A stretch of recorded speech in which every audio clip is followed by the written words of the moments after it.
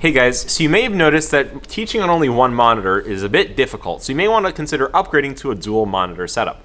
So what that would need for you was all you would need is the dongle over here.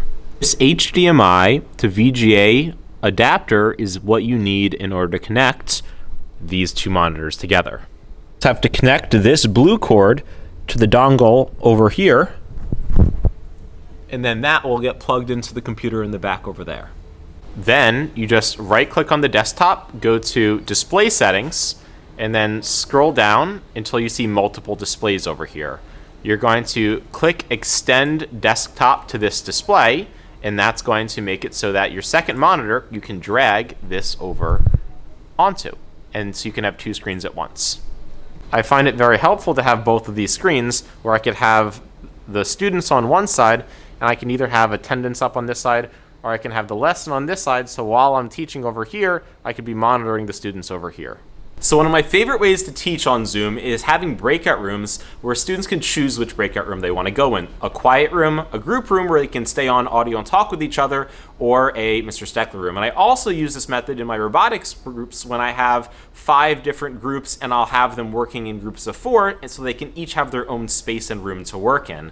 But in order to manage that, what I'll do is I'll go on multiple devices where I'll have my phone on Zoom, I'll have my iPad on Zoom, and that way I can plop one per account in each room and I can monitor them so that they know that the teacher's there so that nothing happens. And the reason I did this was originally I would have all the students working in the main session, but they would have to disconnect their audio. Otherwise, every time someone had a question, I would be talking over everyone. So I could set people to have timers, but the problem was whenever I needed a conference with someone, I would try and talk to them, but they wouldn't respond.